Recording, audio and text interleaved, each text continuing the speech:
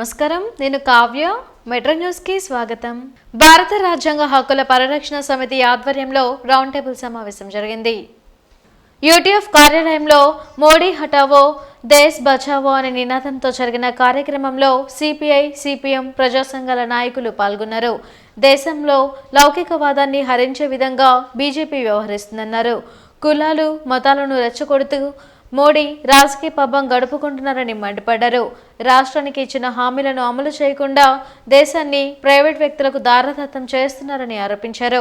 మతోన్మత శక్తుల చేతుల నుంచి దేశాన్ని కాపాడేందుకు 12వ తేదీన జరిగే సభను జయప్రదం చేయాలని కోరారు.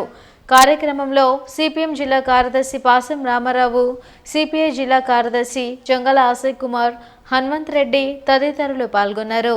కేంద్రంలో మతోన్మాద బీజేపీని ఓడించేందుకు వామపక్ష పార్టీలు, లౌకిక శక్తులు, వ్యక్తులు, సంస్థలు, దళిత సంఘాలు, మేధావులతోటి విజయవాడలో రాజ్యాంగ రక్షణ వేదిక అనేటువంటిది ఒకటి ఏర్పడింది. ఆ పేరుతోటి వడ్డే శోభనాద్రీశ్వరరావు గారు దానికి నాయకత్వం వహిస్తున్నాడు. దీనికి సంబంధించినటువంటి రాష్ట్ర సదస్సు మన గుంటూరులో జరిగింది. దాని ఫాలోఅప్గా రేపు 12వ తారీఖున సిద్ధార్థ ఆడిటోరియంలో పెద్ద సదస్సు జరుగుతుంది. ఆ సదస్సును జయప్రదం చేయాలని చెప్పేసి విజ్ఞప్తి చేస్తూ ఈరోజు గుంటూరు జిల్లాలో ఉన్నటువంటి మేధావులందరితోటి, దళిత ప్రజా సంఘాలు, బీసీ సంఘాలు, ఇతర వామపక్ష పార్టీలతోటి రౌండ్ టేబుల్ సమావేశం జరుగుతూ ఉంది. భారత రాజ్యాంగంలో ఉన్నటువంటి లౌకిక విలువలకి వ్యతిరేకంగా ఇక్కడ బీజేపీ పనిచేస్తూ ఉంది. మైనార్టీల మీద దాడులు చేస్తూ ఉంది. క్రైస్తవుల మీద, ముస్లింల మీద దాడులు జరుగుతూ ఉన్నాయి.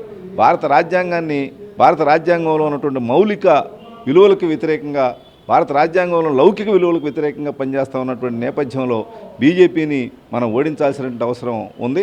ఈ పిలుపుని ప్రజలంతా అందుకొని బీజేపీని ఓడించే దానికోసం కృషి కొనసాగించాలని చెప్పేసి విజ్ఞప్తి చేస్తున్నాం. మోడీ హటావో దేశ్ బచావో అనే నినాదంతో లౌకిక రాజ్యాంగ పరిరక్షణ వేదిక ఆధ్వర్యంలో ఒక సీరియస్ అటెంప్ట్ జరుగుతూ ఉంది. దేశం ప్రమాదపు అంచులకి చేరుతూ ఉంది. ఈ దేశంలో అంబేద్కర్ రాజ్యాంగానికి తూట్లు పడుస్తూ ఉన్నారు. ఈ నెల 12వ తేదీన సిద్ధార్థ గార్డెన్స్లో జరిగే సభకి భారీ సమీకరణతోటి గుంటూరు జిల్లా నుంచి అన్ని వర్గాల మేధావులు మోడీ విధానాలని వ్యతిరేకించే వాళ్ళంతా తరలి రావాలని ఈ సందర్భంగా కోరుతా ఉన్నాం. ఏపీ వ్యవసాయ కార్మిక సంఘం రాష్ట్ర సదస్సు సిపిఎం కార్యాలయంలో జరిగింది. వ్యవసాయ రంగ సంక్షోభం, వ్యవసాయ కార్మికులపై ప్రభావం, భూ సమస్య, దాని ప్రాధాన్యత అనే అంశాలపై 2 రోజుల పాటు జరగనున్న సదస్సులో రాష్ట్ర ప్రభుత్వం వ్యవసాయ కార్మికులకు భూమిని పంపిణీ చేయాలని డిమాండ్ చేశారు. వేతనాలు సగటున 3% పెరిగితే నిత్యావసర వస్తువుల ధరలు 100% పెరుగుతున్నాయని, రైతుల కంటే ఎక్కువగా 5,600 మంది వ్యవసాయ కార్మికులు ఆత్మహత్యలకు పాల్పడ్డారన్నారు. కొనుగోలు శక్తి పెరిగితేనే రాష్ట్ర అభివృద్ధి, ఉద్యోగ అవకాశాలు పెరుగుతాయన్నారు. భూమిపై ఆధారపడి జీవించే వారికి భూమి పంపిణీ చేయాలన్నారు.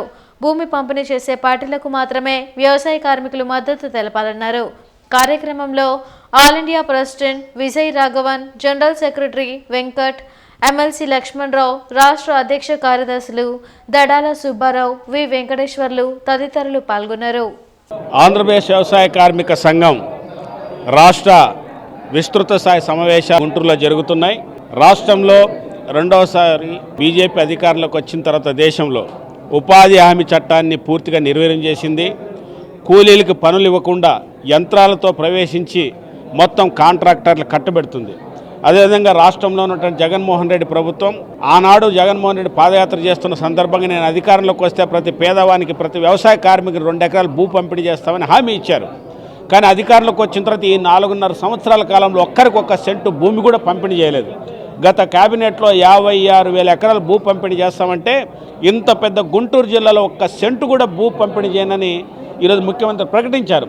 అందుకోసమే ఈ రాష్ట్రంలో ప్రతి పేద కుటుంబానికి 2 ఎకరాలు భూ పంపిణీ చేయాలి, 200 రోజులు ఉపాధి పనులు కల్పించాలనే ఉద్దేశంతో ఈ 2 లక్ష్యాలతో ఈ వర్క్షాప్ జరుపుతున్నాం.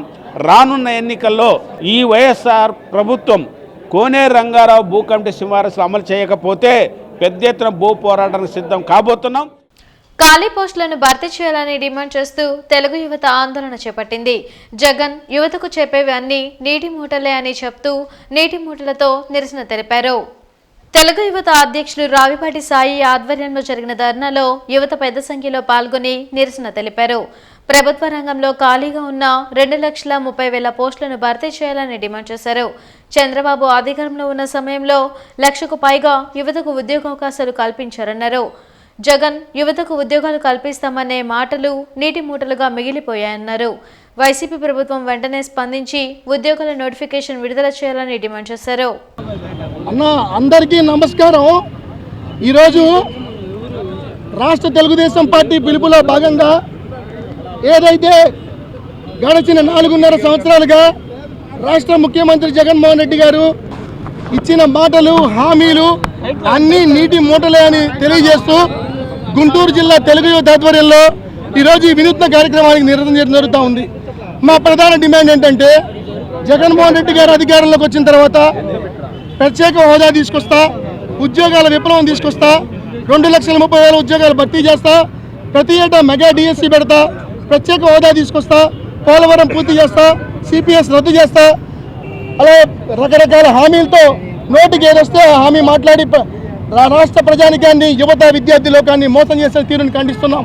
ఇటీవలే సీఎం జగన్ సమక్షంలో వైఎస్ఆర్ కాంగ్రెస్ పార్టీలో చేరిన మాజీ క్రికెటర్ అంబటి తిరుపతి రాయుడు తాను పార్టీని వీడుతున్నట్లు ప్రకటించారు. ఈ మేరకు తాను ట్వీట్ చేశారు. రాజకీయాలకు కొంతకాలం దూరంగా ఉండాలని నిర్ణయించుకున్నట్లు పేర్కొన్నారు. త్వరలో తదుపరి కార్యాచరణ ప్రకటిస్తానని తెలిపారు. కవిరాజు త్రిపురనేని రామస్వామి చౌదరి పురస్కార సభ జనవరి 8న నిర్వహించనున్నట్లు ఎమ్మెల్సీ లక్ష్మణరావు, మాజీ మంత్రి డొక్కా మాణిక్యవర ప్రసాద్ తెలిపారు. ఈ కార్యక్రమానికి సంబంధించిన పోస్టర్ను యూటీఎఫ్ కార్యాలయంలో ఆవిష్కరించారు. త్రిపురనేని రామస్వామి చౌదరి గొప్ప కవి అని, సాంస్కృతిక ఉద్యమానికి మార్గం వేసిన మహాపురుషుడన్నారు. కొన్ని సంవత్సరాలుగా నగరంలో త్రిపురనేని రామస్వామి పురస్కార సభ నిర్వహించి పలువురు కవులకు పురస్కారాలను బహుకరిస్తున్నట్లు చెప్పారు. కవిరాజు త్రిపురనేని రామస్వామి చౌదరి పురస్కార మహోత్సవాలు రేపు 8వ తారీఖు సాయంత్రం 5 గంటలకి సిపిఎం ఆఫీసులో జరుగుతాయి. కవిరాజు అంటే త్రిపురనేని రామస్వామి చౌదరి చాలా గొప్ప కవి.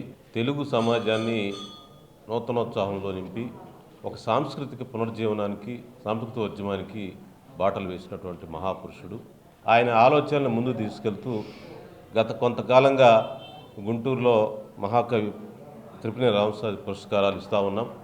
ఈసారి రేపు 8వ తారీఖు జరిగే కవిరాజు పురస్కారానికి ప్రథమ పురస్కారం జయరాజు గారిని పురస్కారం చేయడానికి ఈ కమిటీ చాలా సంతోషం వ్యక్తం చేస్తుందని చెప్పి తెలియజేస్తాము. ఆయనకి ప్రథమ పురస్కారం ఇవ్వడం జరుగుతుంది.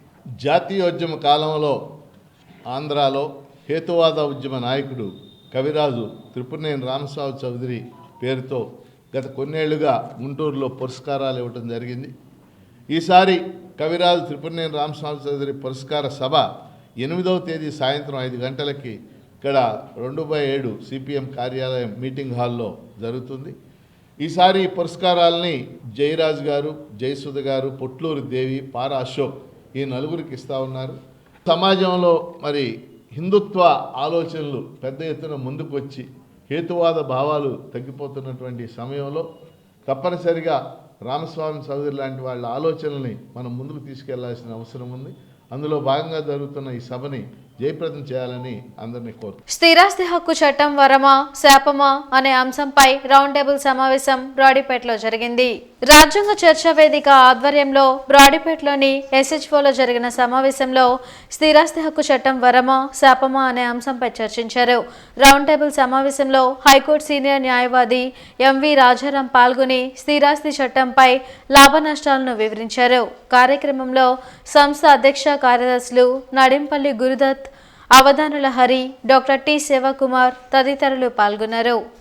GST 50% will go back to the state, and VAT is addition charges.